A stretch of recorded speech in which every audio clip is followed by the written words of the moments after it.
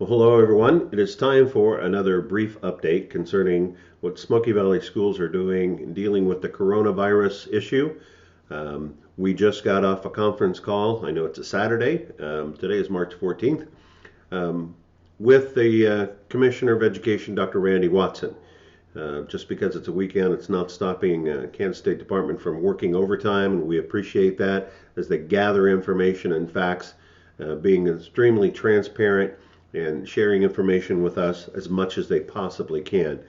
I want to let you know there are several more schools now that are affected by this and are being closed. I would guess about a dozen public schools. That number will change by the next time I talk to you. I would hope to have an update again on Monday. I know there are several private schools that are closed as well, so it's hard to tell what that number is. Now, in inquiring why these schools are closing, you might guess that they have someone that is infected or tested positive within their school, maybe a student or a faculty member. That is not the case. In fact, I understand there is not one single case of a school worker or a student that has been infected by the COVID-19 virus. So what I'm understanding also is that it maybe is someone in a neighboring county, someone that may have passed through something that is a little bit removed or kind of remote. And I think your county health officials are being overly cautious.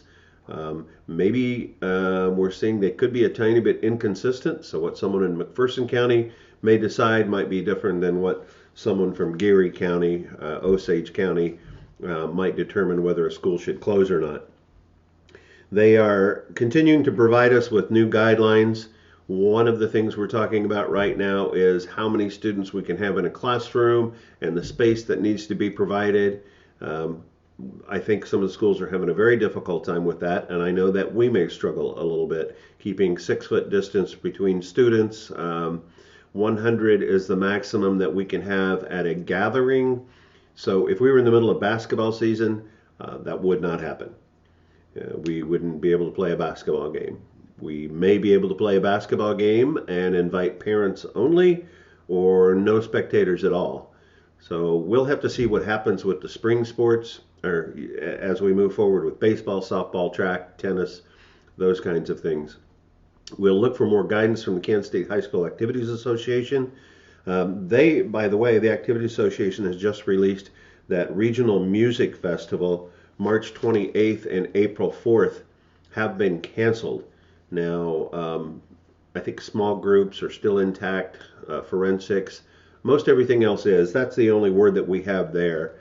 They are, again, another group that is meeting on a regular basis to determine what they're going to do. That has been passed on to the students earlier today by Athletic Director and Activities Director Kai Swisher. So we'll keep you up to date there. I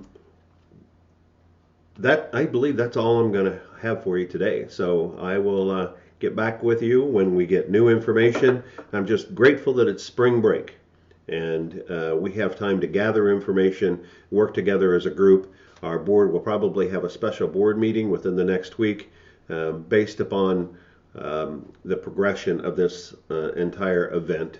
This is extremely unreal. You know, it doesn't matter how long you've been a superintendent, whether you've been a superintendent 2 years or 30 years. None of us have ever seen anything like this before. This is a little bit surreal that I'm talking to you about this because I believe the dominoes are starting to fall across the state as schools begin to be shut down. Now, they're telling most of the districts that they're shut down for 14 days. Now, that maybe is just buying a little bit of time. We don't know, again, what's going to happen. So stay tuned to this channel. We'll keep you updated, and I'll probably talk to you again on Monday. Thank you.